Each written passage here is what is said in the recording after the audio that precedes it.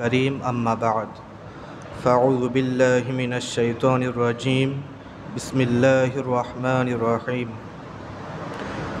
अल्हम्दुलिल्लाह, अल्लाह पाकेर शुक्रिया आदाय करी जे महान रब्बे करीम अल्लाह सुब्हानाहु वा ताआला आजकेर এই পবিত্র জুমার দিন আমাদেরকে পবিত্র ঘর মসজিদে আসার বসার তৌফিক দান করেছেন। মহান মনিবের দরবারে সকলেই প্রাণ খুলে শুকরিয়া আদায় করি আলহামদুলিল্লাহ। দরুদ এবং সালাম পেশ করছি বিশ্ব মানবতার মুক্তির দূত সৈয়দুল মুরসালিন ইমামুল মুরসালিন খাতামান নবিয়্যিন হাবিবুল্লাহ, সকলে বলি সাল্লাল্লাহু আলাইহি ওয়াসাল্লাম।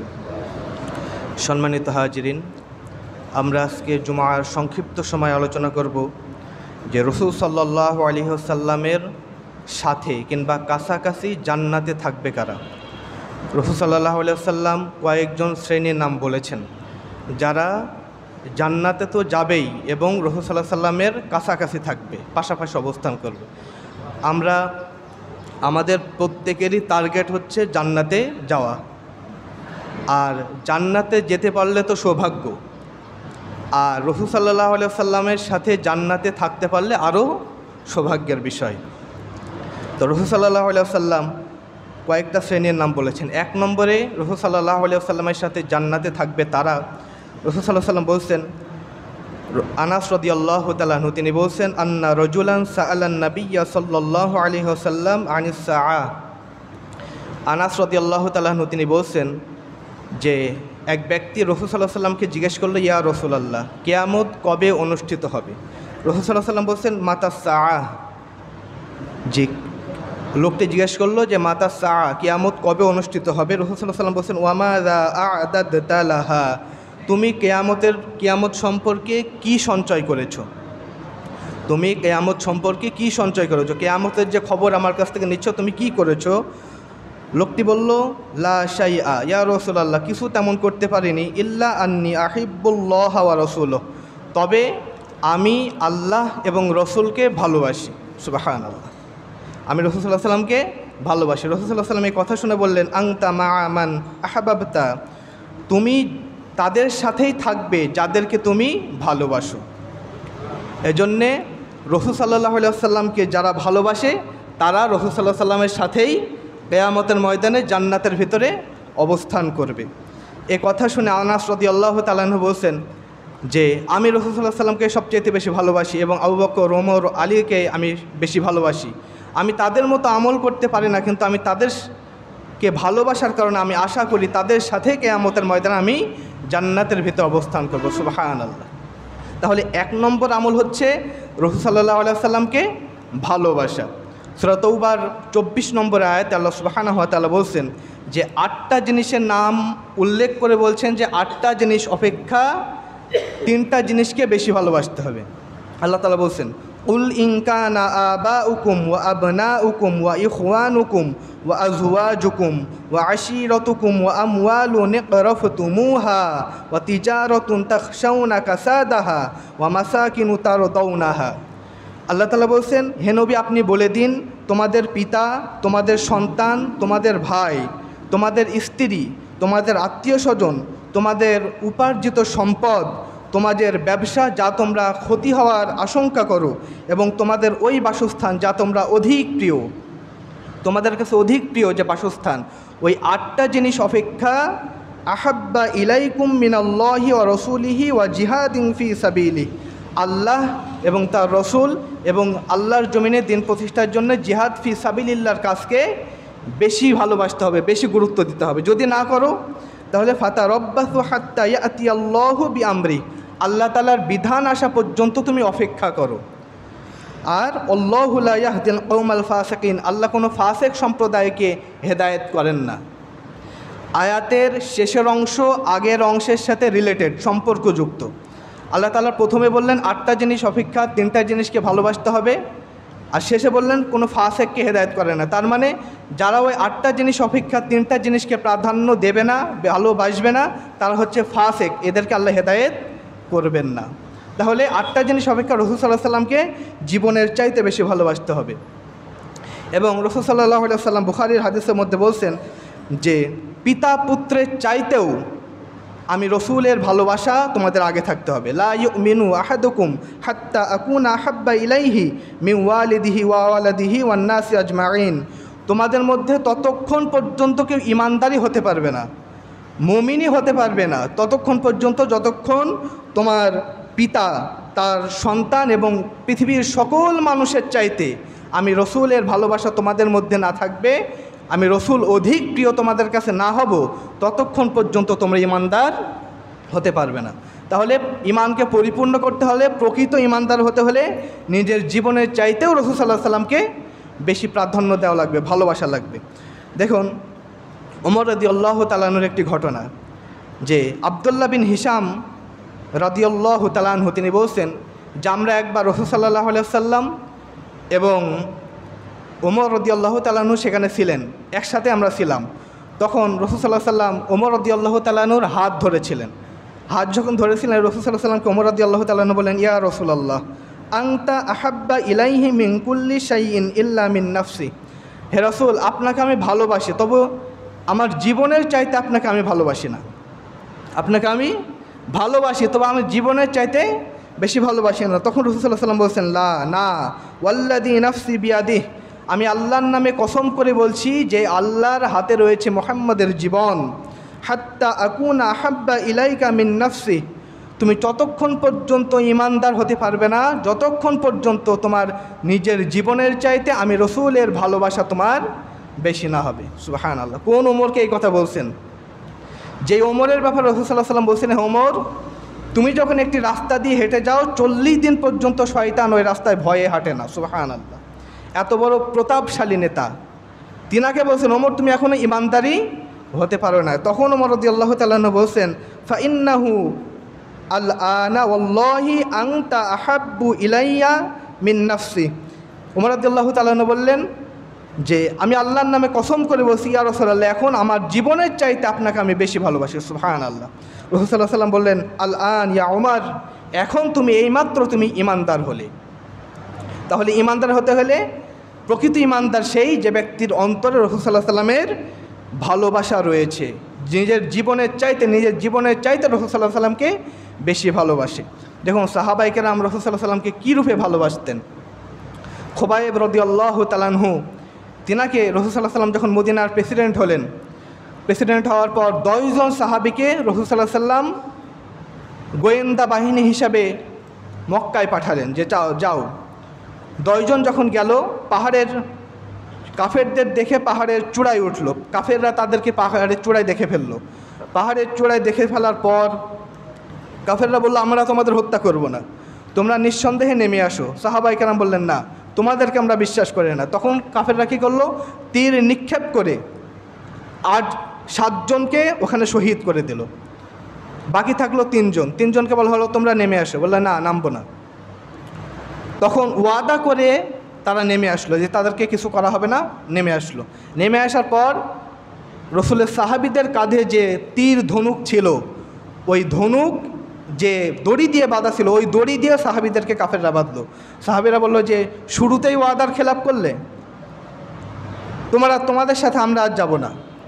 তখন সাহাবাইরা যারা উপস্থিত ছিলেন, খুবাইব রাদিয়াল্লাহু তাআলা আনহু সহ আরও 2 জন, তেনারা বললেন তোমাদের সাথে আমি যাব না। তখন কাফেররা 2 জনকে হত্যা করে দিল। বাকি থাকলে 1 জন, খুবাইব রাদিয়াল্লাহু তাআলা আনহু, তেনাকে বন্দি করে নিয়ে যাওয়া হলো মক্কার একটা বাড়িতে, তাকে বন্দি রাখা হলো। দীর্ঘদিন বন্দি থাকার পরে তাকে খেতে দেওয়া হতো না। আর যখন খেতে দেওয়া হতো, বাড়ির একজন মহিলা দায়িত্বরত ছিল, তখন তিনি হাত পা খুলে দিত, বেঁধে রাখা হাত পা খুলে দিত, তখন খাবার খেত। এভাবে করে দিনের পর দিন কষ্ট রাখার পর একদিন বলল যে খুবাইবকে, চূড়ান্ত পর্যায়ে কাফেররা সিদ্ধান্ত নিল যে খুবাইবকে হত্যা করা হবে। চূড়ান্ত সিদ্ধান্ত যে খুবাইবকে আর বাঁচিয়ে রাখা হবে না, হত্যা করা হবে। খুবাইবের কানে যখন এই খবর পৌঁছালো, খুবাইব রাদিয়াল্লাহু তাআলা আনহু তিনি ওই মহিলাকে লক্ষ্য করে বললেন, বাড়ির ওই মহিলাকে, যে আমাকে একটা খুর দাও, যে আমি শরীরে অবাঞ্ছিত লোম পরিষ্কার করে পবিত্র হব। খুর দেওয়া হলো। যখন পরিষ্কার করছেন, তখন মহিলা তার ঘরের জানলা দিয়ে লক্ষ্য করে দেখছেন যে তার ছোট্ট সন্তান খুবাইব রাদিয়াল্লাহু তাআলা আনহুর কোলে গিয়ে বসেছেন। তার তো আর কলিজার ভেতরে আর দম থাকার কথা না যে লোকটার একটু পরে মৃত্যু হবে, সে জানে তার হাতে রয়েছে খুর, আমার সন্তানটা তার কাছে, সে তো ইচ্ছা করলে হত্যা করে ফেলতে পারে না? ইচ্ছা করলে হত্যা করে ফেলতে পারে। খুবাইব রাদিয়াল্লাহু তাআলা আনহু দেখলেন যে মহিলা খুব ভয় পেয়েছে, বলছে যে মা ভয় নেই, আমি তোমার সন্তানকে কিছুই করব না। খুরটা তার সামনে নিক্ষেপ করে দিল। যখন নিয়ে যাওয়া হচ্ছে খুবাইব রাদিয়াল্লাহু তাআলা আনহুকে, যখন শুলে চড়ানোর জন্য নিয়ে যাওয়া হচ্ছে, তখন খুবাইব রাদিয়াল্লাহু তাআলা আনহু কিছু দোয়া করতে করতে যাচ্ছিলেন। তিনি বললেন আল্লাহুম্মা আহসিহিম আদাদা। তার আগে খুবাইব রাদিয়াল্লাহু তাআলা আনহু বললেন যে আমাকে 2 রাকাত সালাত আদায় করতে দাও। 2 রাকাত সালাত আদায় করলেন। করার পর তিনি আল্লাহর কাছে দোয়া করলেন আল্লাহুম্মা আহসিহিম আদাদা, হে আল্লাহ আমাকে যে কাফেররা হত্যা করছে তাদেরকে তুমি এক এক করে গুনে গুনে রাখো। ওয়াকতুলুহুম বাদাদা, তাদেরকে এক এক করে তুমি হত্যা করো। ওয়ালা তুবকি মিনহুম আহাদা, এবং এদের একজনকেও অবশিষ্ট রেখো না। যারা আমার বিরুদ্ধে ষড়যন্ত্র করে আমাকে হত্যা করছে আল্লাহ, এদেরকে গুনে গুনে রেখে তুমি হত্যা করো এদেরকে। এই তখন খুবাইব রাদিয়াল্লাহু তাআলা আনহুকে শুলে চলানো হচ্ছে। শুলে চলানোর আগে তেনাকে বলা হচ্ছে খুবাইব তুমি শুধু একটিবার বলো যে তোমার জায়গায় যদি মুহাম্মদ সাল্লাল্লাহু আলাইহি ওয়াসাল্লামকে এই জায়গায় শুলে চড়ানো হতো তাহলে তুমি খুশি হয়ে যেতে। খুবাইব রাদিয়াল্লাহু তাআলা আনহু বললেন যে আমি বেঁচে থাকতে আমার রসুলের গায়ে যে একটি ছোঁয়া দেবে, আমি খুবাইব তাকে কখনো ছেড়ে কথা বলবো না। সুবহানাল্লাহ। রসুলের প্রতি এই ভালোবাসা ছিল, জীবন যাবে রসুলের অপমান কখনো মেনে নেব না। তাহলে 1 নম্বরে আমল হচ্ছে রাসূল সাল্লাল্লাহু আলাইহি ওয়াসাল্লামের সাথে জান্নাতে থাকবে তারা যারা রাসূল সাল্লাল্লাহু আলাইহি ওয়াসাল্লামকে নিজের জীবনের চাইতে বেশি ভালোবাসে। রসুলের ভালোবাসা বেশি পাওয়ার কয়েকটি উপায় আমরা যদি অবলম্বন করতে পারি তাহলে রাসূল সাল্লাল্লাহু আলাইহি ওয়াসাল্লামকে আমরা জীবনের চাইতে বেশি ভালোবাসতে পারবো। 1 নম্বরে রাসূল সাল্লাল্লাহু আলাইহি ওয়াসাল্লামের জীবনী আমাদের বেশি বেশি অধ্যয়ন করতে হবে, তার সিরাতের কিতাবগুলো আমাদের পড়তে হবে। এক ব্যক্তির জীবনী সম্পর্কে যদি আমি না জানি তাহলে কি তার প্রতি আমার তেমন রেসপেক্ট আসবে না, তেমন ভালোবাসা সম্মান আসবে না। এই জন্য তার জীবনী বেশি বেশি অধ্যয়ন করতে হবে। 2 নম্বর হচ্ছে যে সুন্নাত অনুযায়ী আমাদের জীবনকে পরিচালনা করতে হবে। রাসূল সাল্লাল্লাহু আলাইহি ওয়াসাল্লাম যেখানে যেভাবে চলাফেরা করেছেন সেইভাবে আমাদের ওইভাবেই চলাফেরা করতে হবে। 3 নম্বর হচ্ছে রাসূল সাল্লাল্লাহু আলাইহি ওয়াসাল্লামের পঠিত দোয়াগুলো আমাদের পাঠ করতে হবে। রাসূল সাল্লাল্লাহু আলাইহি ওয়াসাল্লাম যেখানে যে দোয়া পাঠ করেছেন ওই দোয়াগুলাই পাঠ করতে হবে। রাসূল সাল্লাল্লাহু আলাইহি ওয়াসাল্লাম ঘুম থেকে উঠে কী দোয়া পাঠ করতেন, ঘুমাতে যাওয়ার আগে কী দোয়া পাঠ করতেন, টয়লেটে যাওয়ার সময় কী দোয়া পাঠ করতেন, মসজিদে প্রবেশ করতে, মসজিদ থেকে বাইরে যেতে, চলাফেরা করতে কী দোয়া প্রবেশ করতেন, খাবার খেতে কোন দোয়া পাঠ করতেন, এই দোয়াগুলো আমাদের পাঠ করা লাগবে। আর 5 নম্বর হচ্ছে রাসূল সাল্লাল্লাহু আলাইহি ওয়াসাল্লামের প্রতি বেশি বেশি দরুদ পাঠ করা লাগবে। দরুদের এত ফজিলত রাসূল সাল্লাল্লাহু আলাইহি ওয়াসাল্লাম বলেছেন। রাসূল সাল্লাল্লাহু আলাইহি ওয়াসাল্লাম বলছেন, আল্লাহ সুবহানাহু ওয়া তাআলা সূরা আহজাবের ভিতরে বলছেন ইন্নাল্লাহা ওয়া মালাইকাতাহু ইউসাল্লুনা আলান নবী, আমি এবং আমার ফেরেশতাগণ রসুলের প্রতি দরুদ পাঠ করি। ইয়া আইয়ুহাল্লাযীনা আমানু সাল্লু আলাইহি ওয়া সাল্লিমু তাসলিমা, হে ইমানদারগণ তোমরাও আমার রসুলের প্রতি দরুদ পাঠ করো। সুবহানাল্লাহ। রাসূল সাল্লাল্লাহু আলাইহি ওয়াসাল্লাম বলছেন মান সাল্লা আলাইয়া সালাতান ওয়াহিদাতান সাল্লাল্লাহু আলাইহি আশরা সালাওয়াত, যে ব্যক্তি আমার উপরে একবার দরুদ পাঠ করবে, কয়বার? একবার। যে ব্যক্তি আমার প্রতি একবার দরুদ পাঠ করবে আল্লাহ তাআলা তার উপরে 10টি রহমত নাজিল করবেন। সুবহানাল্লাহ।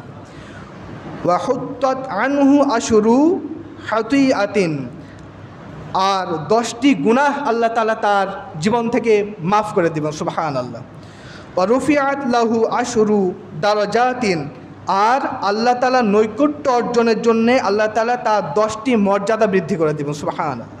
তাহলে একবার দরুদ পাঠ করলে 10টি মর্যাদা আল্লাহ তাআলা বৃদ্ধি করে দিবেন, 10টি গুনাহ মাফ করে দিবেন এবং 10টি রহমত আল্লাহ সুবহানাহু ওয়া তাআলা ওই ব্যক্তির উপরে বর্ষণ করতে থাকবেন। সুবহানাল্লাহ। এই পৃথিবীতে যে যাকে ভালোবাসে তার অনুসরণ করে।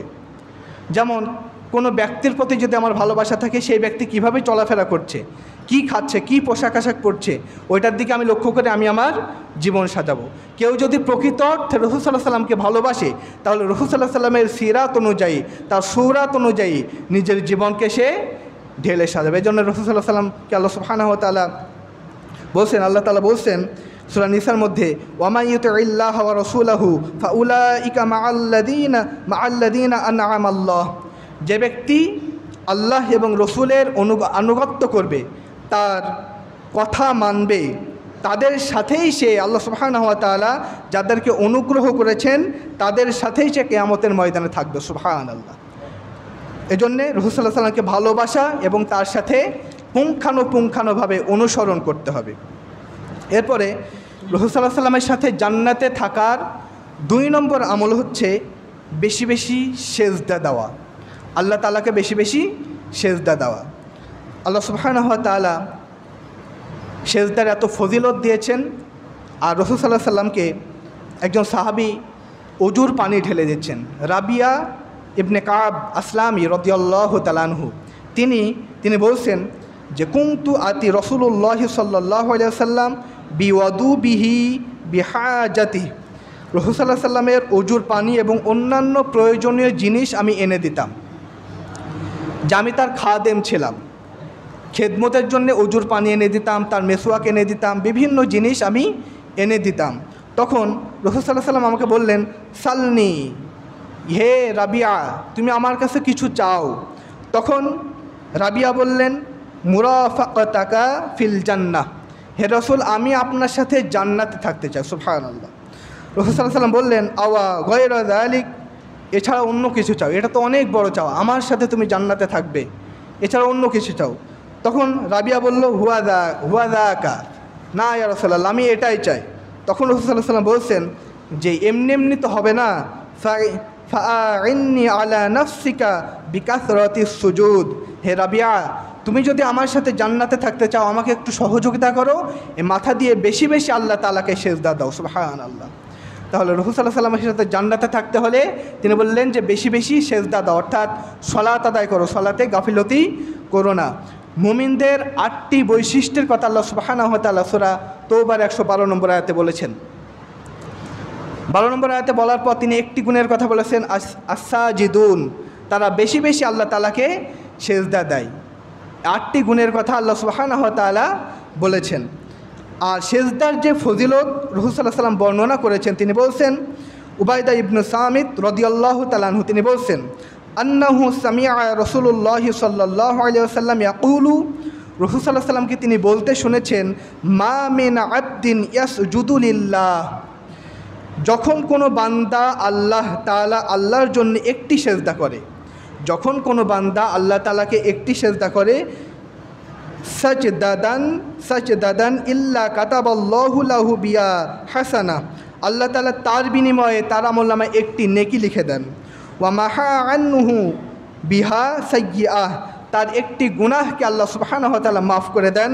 রাফাআ লাহু বিহা দারাজাত, এবং তার একটি মর্যাদা আল্লাহ তাআলা বৃদ্ধি করে দেন। সুবহানাল্লাহ। এ হচ্ছে সেজদার ফজিলত। আর যে মানুষের সৌভাগ্যের প্রতীক হচ্ছে কপাল, আর মর্যাদার প্রতীক হচ্ছে নাক। কেউ যদি তার ভাগ্যকে সুপ্রাসন্ন করতে চায়, কেউ যদি তার ভাগ্যকে ভালো বানাতে চায় এবং তার মর্যাদাকে বৃদ্ধি করতে চায়, সেজন্য দৈনিক আল্লাহ তাআলাকে এই কপাল আর নাক দিয়ে আল্লাহ তাআলার দরবারে সেজদায় লুটিয়ে পড়ে। সুবহানাল্লাহ। আল্লাহ সুবহানাহু ওয়া তাআলা আমাদেরকে রাসূল সাল্লাল্লাহু আলাইহি সাল্লামের সাথে থাকার 2 নম্বর, জান্নাতের ভিতরে সাথে থাকা 2 নম্বর আমল হচ্ছে তাকে আল্লাহ সুবহানাহু ওয়া তাআলাকে বেশি বেশি সেজদা দেওয়া। আল্লাহ তাআলা তৌফিক দান করুক, আমিন। এর জন্য নামাজে গাফিলতি করা যাবে না। এই জন্যে রাসূল সাল্লাল্লাহু আলাইহি সাল্লামের সাথে 3 নম্বর আমল হচ্ছে জান্নাতে থাকার।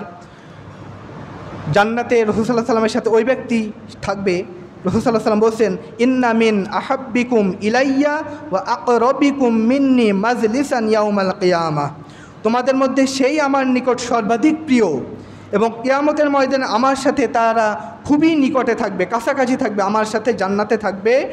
তারা হচ্ছে আহাসিনুকুম আখলাকা, তারা হচ্ছে যারা উত্তম চরিত্র এবং আচরণের অধিকারী, ভদ্র মানুষ, এরা আমি রসুলের সাথে জান্নাতে থাকবে। সুবহানাল্লাহ। তাহলে রাসূল সাল্লাল্লাহু আলাইহি সাল্লামের সাথে 3 নম্বর আমল হচ্ছে জান্নাতে থাকার, যে যারা ভদ্র মানুষ, যারা আচরণে উত্তম আচরণ করে মানুষের সাথে, এরা রাসূল সাল্লাল্লাহু আলাইহি সাল্লামের সাথে জান্নাতে থাকবে। এজন্যে আমরা চলাফেরার ক্ষেত্রে সবার সাথে উত্তম আচরণ, আমার জবান দ্বারা যেন কোনো ব্যক্তি কষ্ট না পায়, কারো যেন মানহানি না হয়, কেউ আমার জবান দ্বারা যাতে কষ্ট না পায়, এই আচরণগুলো আমাদের লক্ষ্য করতে হবে। আর কিয়ামতের ময়দানে আমরা জানি যে রাসূল সাল্লাল্লাহু আলাইহি ওয়াসাল্লাম বলেছেন যে মিজানের পাল্লাকে আল্লাহ সুবহানাহু ওয়া তাআলা উপস্থিত করবেন। উপস্থিত করার পর আল্লাহ তাআলা আমল নামাকে ওজন দেবেন, আর সব সবচাইতে একটি আমলনামা, একটি আমল সবচাইতে বেশি ভারী হবে আল্লাহ তাআলার কাছে। সেটা কি? রাসূল সাল্লাল্লাহু আলাইহি ওয়াসাল্লাম বলছেন, মা শাইউন আথকালু ফি মিজানিল মুমিনিনা ইয়াউমাল কিয়ামাতি মিন খুলুকিন হাসান। কিয়ামতের ময়দানে মুমিনের মিজানের পাল্লা, আমলের পাল্লা সবচাইতে বেশি ভারী হবে সেটা হচ্ছে উত্তম চরিত্র এবং উত্তম আচরণ, নম্র ভদ্র আচরণ। যে চরিত্র উন্নত চরিত্র শেখায়, যে আচরণ মানুষের সাথে ভদ্রতা শেখায়, মানুষকে কষ্ট দেওয়া না শেখায়, অসম্মান করা না শেখায়, রাসূল সাল্লাল্লাহু আলাইহি ওয়াসাল্লাম বলছেন এই ব্যক্তি সচ্চরিত্রের লোক এবং উত্তম আচরণের অধিকারী, আমি রসুলের সাথে জান্নাতে তো থাকবেই, আর কিয়ামতের ময়দানে মিজানের পাল্লাকে ভারী করে দেবে। সুবহানাল্লাহ। এই হচ্ছে উত্তম আচরণ। আর রাসূল সাল্লাল্লাহু আলাইহি ওয়াসাল্লাম এরপর বলছেন, ওয়া ইন্নাল্লাহা লা ইয়াবগাদুল ফাহিশাল বাদিআ, কেননা আল্লাহ তাআলা অশ্লীল এবং কটুভাষীকে, যারা মুখ থেকে গালি উচ্চারণ করে এবং মানুষকে কষ্টদায়ক কথা বলে, অসম্মানজনক কথা বলে, এদেরকে আল্লাহ সুবহানাহু ওয়া তাআলা পছন্দ করেন না, এদেরকে আল্লাহ তাআলা ঘৃণা করেন। আর উত্তম আচরণ শুধু রাসূল সাল্লাল্লাহু আলাইহি ওয়াসাল্লামের সাথে জান্নাতে থাকবে না, তার মিজানের পাল্লাকে ভারী করবে না, এটা সরাসরি জান্নাতে নিয়ে যাবে। রাসূল সাল্লাল্লাহু আলাইহি ওয়াসাল্লাম বলছেন একটা হাদিসের মধ্যে, তিরমিজির বর্ণনা, তিনি বলছেন আকসারি মা ইউদখিলান নাসাল জান্নাহ, কোন আমলটি সবচাইতে বেশি মানুষকে জান্নাতে নিয়ে যাবে? আবু হুরায়রা রাদিয়াল্লাহু তাআলা আনহু তিনি বলছেন, রাসূল সাল্লাল্লাহু আলাইহি ওয়াসাল্লামকে এক ব্যক্তি প্রশ্ন করলো, ইয়া রাসূলুল্লাহ, কোন আমলটি সবচাইতে বেশি জান্নাতে নিয়ে যাবে? তখন তিনি বললেন, তাকওয়াল্লাহ, আল্লাহ তাআলার ভয়, ওয়া হুসনুল খুলুক, এবং উত্তম আচরণ, সৎ আচরণ, ভদ্র আচরণ, এই দুইটা জিনিস সবচাইতে বেশি জান্নাতে নিয়ে যাবে। সুবহানাল্লাহ। তাহলে আমরা উত্তম আচরণ করব, মানুষের সাথে ভদ্র আচরণ করব। বিশেষ করে আল্লাহ সুবহানাহু ওয়া তাআলা যাদেরকে মর্যাদা দিয়েছেন তাদের মর্যাদা রক্ষা করবে। যেমন আল্লাহ তাআলা পিতামাতার মর্যাদা দুনিয়াতে দিয়েছেন। আল্লাহ সুবহানাহু ওয়া তাআলা বলছেন যে, ওয়াকাদা রাব্বুকা আল্লা তা'বুদু ইল্লা ইয়্যাহু ওয়া বিল ওয়ালিদাইনি ইহসানা। আল্লাহ তাআলা বলছেন যে আল্লাহ তাআলার পক্ষ থেকে নির্দেশ জারি হয়ে গিয়েছে, আল্লাহ তাআলার পক্ষ থেকে এই ওয়ার্ডার হুকুম জারি হয়ে গিয়েছে যে তোমরা আল্লাহ তাআলার ইবাদতের পরপরেই মা বাবার সাথে উত্তম আচরণ করো। সুবহানাল্লাহ। আর রাসূল সাল্লাল্লাহু আলাইহি ওয়াসাল্লাম বলছেন, যে ব্যক্তি মা বাবাকে পেল, একজনকে পেল অথবা একজনকে পেল না, জান্নাত হাসিল করতে পারলো না, ওই ব্যক্তির জন্য ধ্বংস, ওই ব্যক্তির জন্য ধ্বংস, ওই ব্যক্তি কখনো কল্যাণের মধ্যে নাই।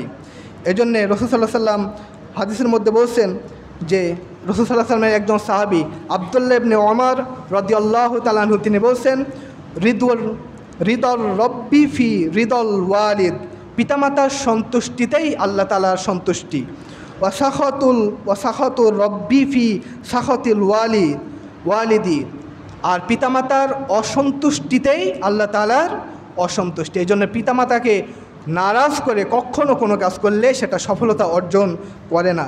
রাসূল সাল্লাল্লাহু আলাইহি ওয়াসাল্লামকে জিজ্ঞাসা করা হলো, ইয়া রাসূলুল্লাহ, খেদমত করবো কার? তিনি বললেন, তোমার মায়ের খেদমত করো। এরপরে কার? তিনি বললেন, তোমার মায়ের। এরপরে কার? তোমার মায়ের। এরপরে কার? তোমার পিতার। মুসনাদে আহমদের আল আদাবুল মুফরাদের আরেকটা হাদিসের মধ্যে রাসূল সাল্লাল্লাহু আলাইহি ওয়াসাল্লাম মায়ের কথা 4 বার বলেছেন। প্রশ্ন করা হলো, খেদমত করবো কার? তোমার মায়ের করো। তারপরে কার? তোমার মায়ের। তারপরে কার? তোমার মায়ের। তারপরে কার? তোমার মায়ের। তারপরে কার? তোমার পিতার খেদমত করো। রাসূল সাল্লাল্লাহু আলাইহি ওয়াসাল্লাম পিতামাতার মর্যাদা এত বুঝিয়েছেন। তাহলে আমরা পিতামাতার সাথে সদ আচরণ করব। 2 নম্বর হচ্ছে প্রতিবেশীর সাথে ভালো আচরণ করব। মুসনাদে আহমদের হাদিস, 2 জন মহিলার ব্যাপারে রাসূল সাল্লাল্লাহু আলাইহি ওয়াসাল্লামকে জিজ্ঞাসা করা হলো যে, ইয়া রাসূলুল্লাহ, আমাদের এই মহল্লাতে এমন একটা মহিলা রয়েছে, নামাজ রোজা খুব ভালো করে, ফরজ সালাত আদায় করে, নফল সালাত আদায় করে, দান সদকা সব কিছু করে, কিন্তু তার ভাষায় এত কটু, তার জবান থেকে মানুষ খুব কষ্ট পায়, প্রতিবেশী তার প্রতি সন্তুষ্ট না।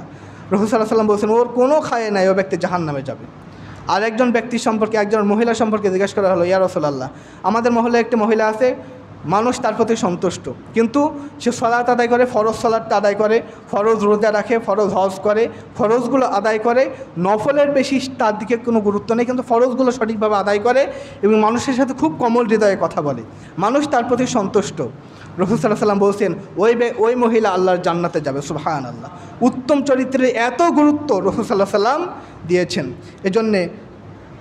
এজন্যে যাদেরকে আল্লাহ সুবহানাহু ওয়া তাআলা সম্মানিত করেছেন তাদেরকে আমরা সম্মান দান করব। রাসূল সাল্লাল্লাহু আলাইহি ওয়াসাল্লাম বলছেন, ইন্না মিন ইজলালিল্লাহ, 3 শ্রেণীর মানুষকে আল্লাহ সম্মানের একটি অংশ হচ্ছে তিন শ্রেণীর মানুষকে সম্মান করলে আল্লাহ তাআলাকে সম্মান করার অর্থ বহন করে। এক নম্বর হচ্ছে ইকরামা জিসাইবাতিল মুসলিম, বৃদ্ধ মুসলিম। একজন মুরব্বী, যে মুরব্বী ভদ্র, মানুষের সাথে মিশুক এবং মানুষের সাথে ভালো আচরণ করে, মানুষকে কষ্ট দেয় না, 5 ওয়াক্ত সালাত আদায় করে, এই ভদ্র মুসলিম, বৃদ্ধ ভদ্র মুসলিম, এদেরকে যদি কেউ সম্মান করে, এই সম্মানটা তার মধ্যে না, আল্লাহ তাআলাকে সম্মান করা হয়। সুবহানাল্লাহ। আমাদের মধ্য থেকে এখন বৃদ্ধদের সম্মান করা ভুলেই গিয়েছি। আল্লাহ তাআলাকে যে বৃদ্ধ ভয় করে, মানুষের সাথে ভালো আচরণ করে, এদেরকে সম্মান করতে হবে। এরপরে 2 নম্বর হচ্ছে ওয়াহামিলিল কুরআনু গায়রিল গালিফি, কোরআনের ধারক বাহক আলেম ওলামা। যারা আলেম ওলামাদের সম্মান করে, এরা আলেম ওলামাদের সম্মান করে না, এরা যেন আল্লাহ তাআলাকে সম্মান করে। সুবহানাল্লাহ। 3 নম্বর হচ্ছে ওয়াল জাফি আনহু ওয়া ইকরামা লিসুলতানিল মুকসিদ, মুসলিম ন্যায়পরায়ণ শাসক। কোনো দেশের ন্যায়পরায়ণ শাসককে যদি কেউ সম্মান করে, এই সম্মানটা যেন আল্লাহ তাআলাকে করা হয়। সুবহানাল্লাহ। আল্লাহ সুবহানাহু ওয়া তাআলা এই ভদ্র আচরণগুলো মানুষের সাথে আমাদের করা তৌফিক দান করুক, আমিন। এজন্য আব্দুল্লাহ ইবনে মুবারক রাহিমাহুল্লাহ তিনি সম্মানিত মানুষদের সম্মান বোঝাতে গিয়ে বলেছেন, একজন সালাফদের অনেক বড় সালাফ তিনি বলছেন যে 3 শ্রেণী মানুষের ব্যাপারে তোমরা সাবধান থাকবে। 3 শ্রেণী মানুষের ব্যাপারে তোমরা সাবধান থাকবে।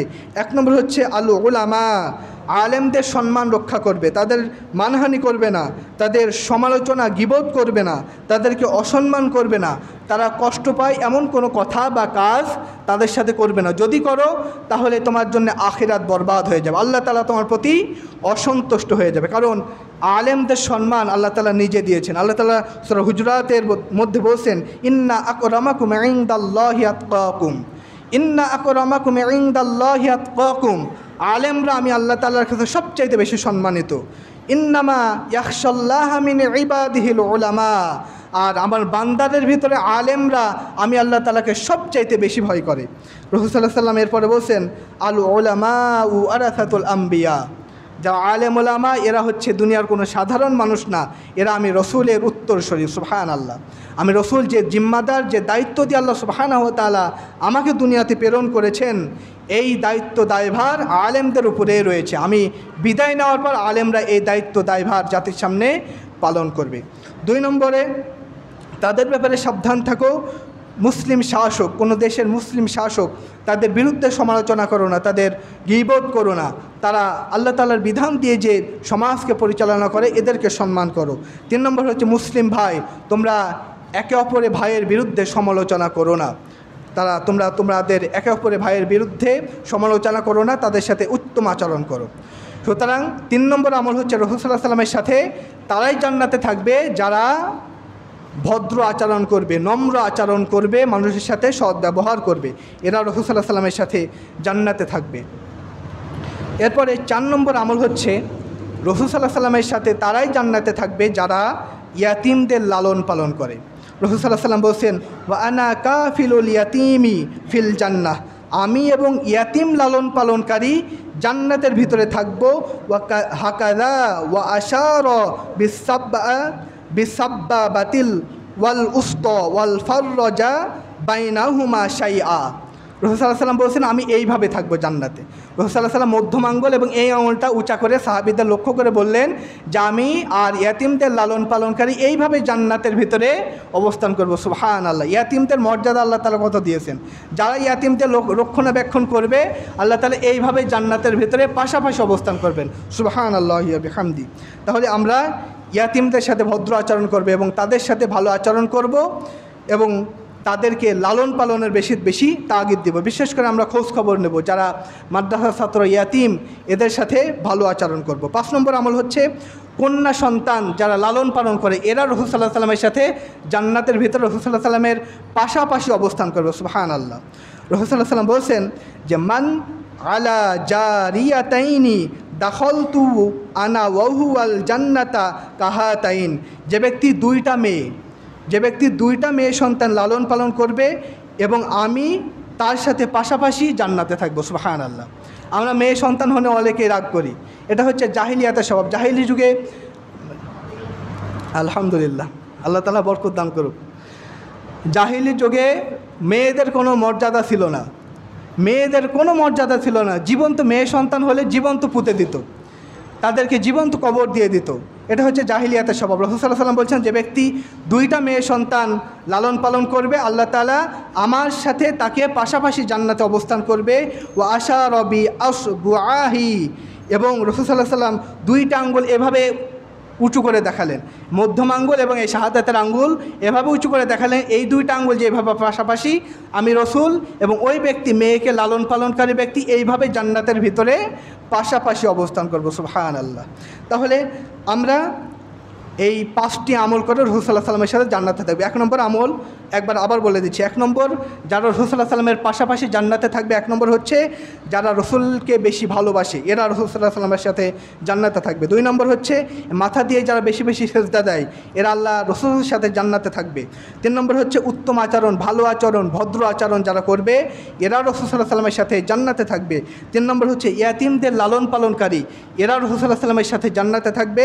5 নম্বর হচ্ছে কন্যা সন্তান লালনকারী, এরা রাসূল সাল্লাল্লাহু আলাইহি ওয়াসাল্লামের সাথে পাশাপাশি জান্নাতের ভিতরে অবস্থান করবে।